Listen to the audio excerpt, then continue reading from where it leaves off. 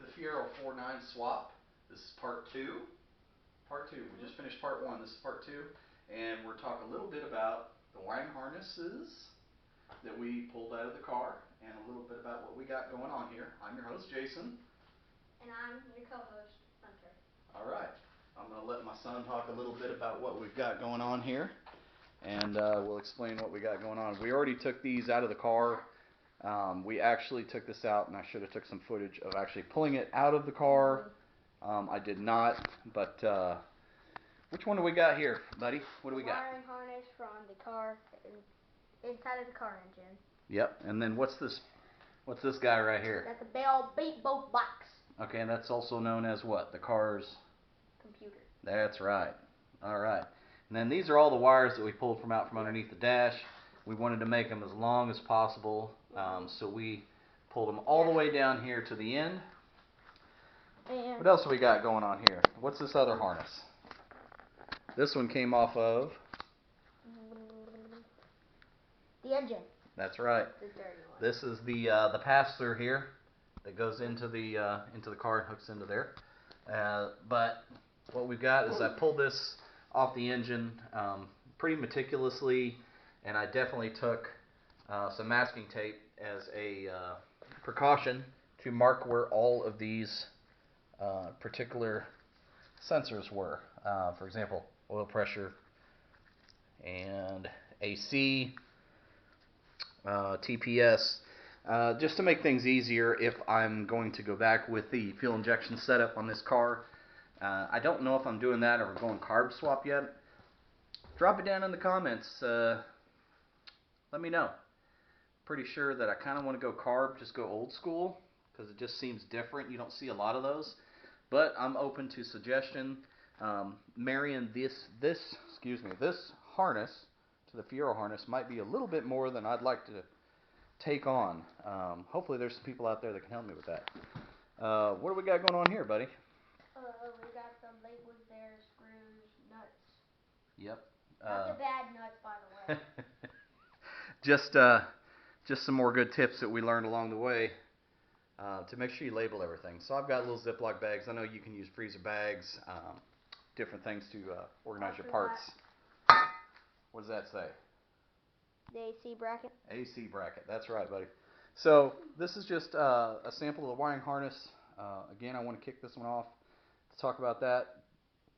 The little bit of the engine tear down that we got going on, and I'll be right back. Okay guys, this was my dad's 1986 old Fiero, and it's really, really cool, and way too big for me, I can't even reach it. That's okay, buddy. Someday you'll be able to reach it. Got movies. Well, not really movies. Those are movies? No. What do you think those are? The movies? Things. What are they? I don't know. What do they do? Play movies or what? Play songs. So it plays music? Yeah. Okay. Not too many people know about CDs still, huh? No. That's kind of funny. Yeah, my son just wanted to show you guys the car real quick. He loves to climb around, get in the car, and play with it. Yeah. But just a quick bite before we come back with some more. 3, 2, 1. We'll be back, guys. Well, back in the garage and still working on tearing this motor down. As most of you know, it's a good way to keep track of your bolts is by putting them in baggies, putting it on cardboard, labeling it that way. There's many different ways. I like to use the bag method with writing, but then I also like these little tackle boxes you can get at Walmart. I think they're $2 and change, like $2.88 I think for a container. Put a little masking tape on there, mark up your little sections. This definitely comes in handy when you find the bolts later, especially if you spend a long time working on your engine or your project. Then you want to come back to it. It's just so much easier to find it. But just working on that. I got to get this fuel rail off. Tried to see if Hunter wanted to come down, but he's got a friend over, so he just doesn't have much interest right now. So.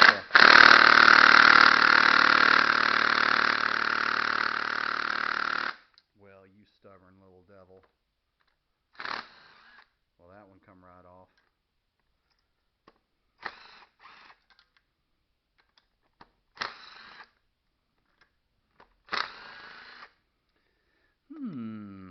Okay.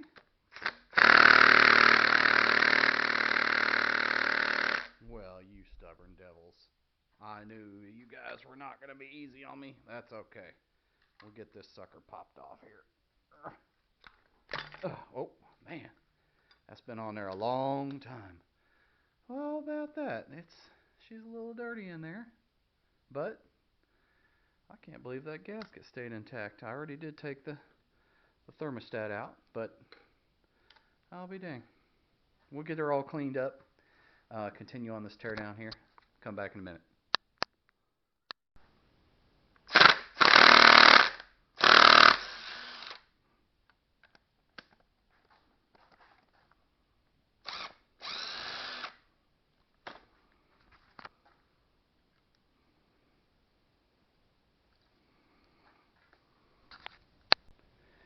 And I took a few of these off in my day.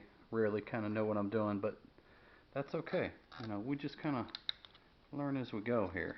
We just take our time, just ease into something. And you know what? It's okay if you don't know everything, because you learn as you go. That's literally how everybody learns how to do everything. You're never a professional until you learn. I'd like to consider amateur hour for the rest of my life, and that's fine. I'm completely fine with that. I don't have to be a master of anything. I can be a jack of all, and that's what I like to consider. We'll just get these out of here. These stubborn things have been in here for a long time. I'm sure these haven't been out of here since they were put in the factory in 1992. Gosh, I was in high school. Holy moly, I'm getting old. Well, look at there. We got the fuel rail. She's ready to come out. I don't know if there's any fuel left in this thing. Good Lord, I don't want to take this out and have gas pour everywhere. Whew. Well, lift it off. Definitely didn't get any gas anywhere, thank God. She's a little crusty. There's cornflakes. Not the good kind. This is the oil kind. But, I'm still trying to find out or just decide, do I want to just keep the injection or do I want to go old school? I know you can put a carburetor on these. It just requires an adapter plate here. And you can run a 4-barrel to a 2 adapter if you want, or you can just run a nice 2-barrel carb. You do have to modify this guy. I believe you take the guts out of an older, I believe it's an Oldsmobile or Pontiac distributor. You can swap them out in here for the mechanicals, and then keep the housing of the Cadillac. But, you guys drop her down in the comments. Let me know.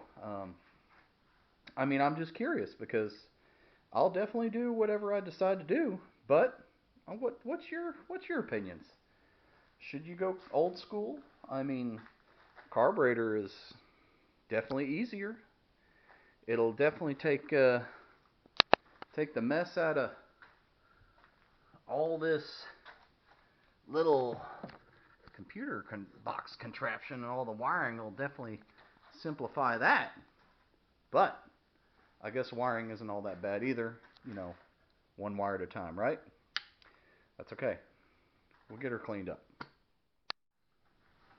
Don't worry, little guy. You're definitely going in here. It may take me a little time, and y'all are gonna, help me. Hopefully. Or at least you'll watch and you'll laugh at me along the way. But we'll get there. It's just something I've always wanted to do, and then here we are. We're not halfway, but you know what? We're on the way. Your project won't work unless you work on your project. So even if you just turn 1 wrench a week, it's something. Just keep it moving forward.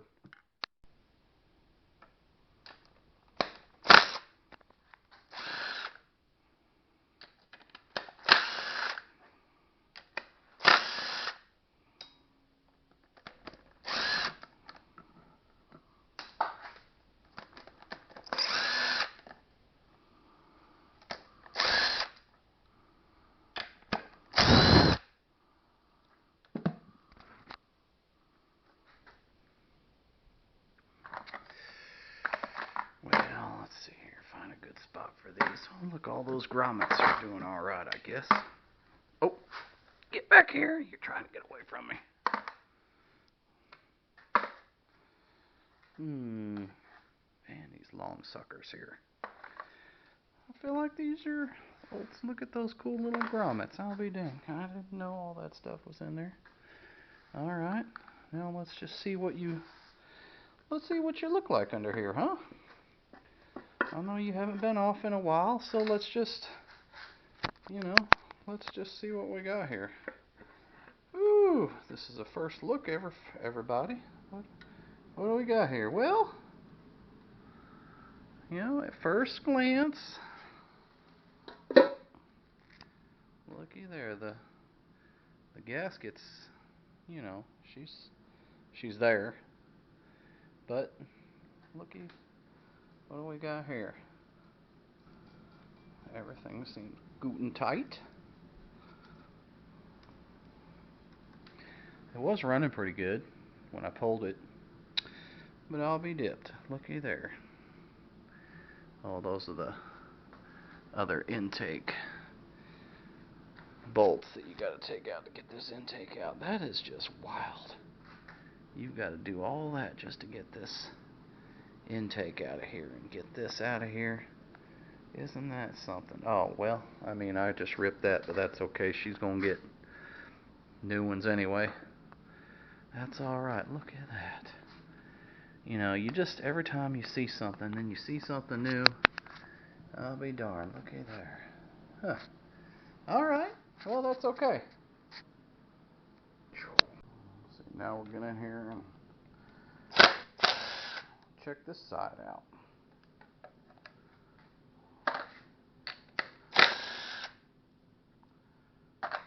What do we got here?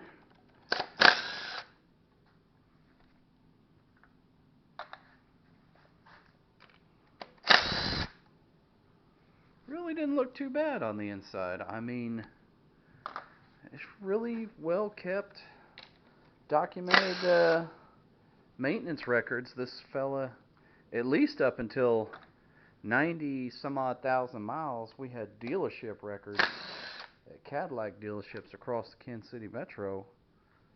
And, you know, when I got it, I had just over 120 from a gal that had bought it secondhand at a car lot, and she just couldn't afford to have the transmission replaced. But she didn't want to take it to a scrap yard and just get, you know, $100 for the car or $200 for the car. So we both got a deal. You know, I got the car without a lot of money, and then she got a little bit of money. Well, at first glance on this side, it's I don't know, she looks about the same. I mean, she's dirty, but, you know, doesn't look like there's anything weird going on under here. This is just your standard nastiness. 100,000 mile car. Don't worry, my wife's not home, so I'm just dirtying up her side of the garage. She'll get mad, but she'll get over it. My goodness, y'all tell me what you think. Leave a comment or something for me. Look at that. What is this? That's just a... Oh, that's just a little crumb. Just a little extra cornflakes. But, you know, she's there. Look at it. You know. Pretty good. Pretty good. Alrighty. Moving on to the old coolant Kool-Aid mover 9000. So, got a little wire brush. This intake cleaned up really, really quickly with a little wire brush. I'll get more of it as we go, but there is an awful lot of little nuts all over this water pump. I have never seen such an odd configuration for a water pump. You guys, you know, let me know. I mean, it looks like it functions just fine, but why on earth did they go with this configuration? It is just, it's so odd to me. I don't know. Let's see if this sucker will. Whoa. Whoa. Slow down there, Tiger. Where are you going? My goodness, that thing is just on there. I think I'm going to need my little bit, just the mini persuasion device. That'll work. Let's see here. That'll get it. Oh, yeah. Oh, shoot. Yeah, wife's going to be mad at me. This is her side of the garage. Oh, yeah. Just go ahead and tinkle right in there. That's what's been leaking all over my garage. Oh, look at this. Good Lord. I mean, I guess it was alright, but look at that thing. That is just a wild looking, water pump.